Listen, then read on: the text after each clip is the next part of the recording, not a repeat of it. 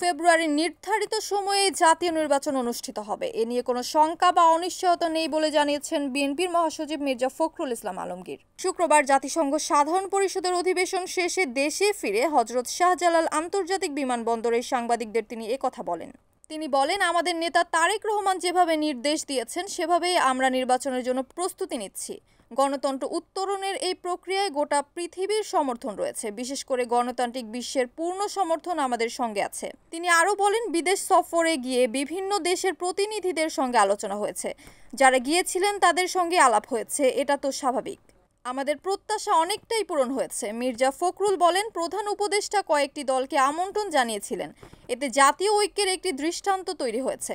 জাতিসংঘের অধিবেশনের বাইরেও বিভিন্ন সভা হয়েছে, বিশেষ করে প্রবাসীদের উপস্থিতিতে, যা বাংলাদেশের জন্য অত্যন্ত ইতিবাচক।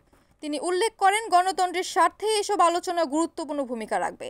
নিউ ইয়র্কে বিমানবন্দরে অবতরণের পর হেনস্থার ঘটনায় বিশেষ প্রতিক্রিয়া জানাতে গিয়ে বিএনপির মহাসচিব বলেন, এসব বিষয়কে আমরা বড় করে দেখি না। অতীতেও এমন ঘটনা ঘটেছে, এটা আওয়ামী লীগের সৃষ্টি করা এক ধরনের রাজনৈতিক সংস্কৃতি।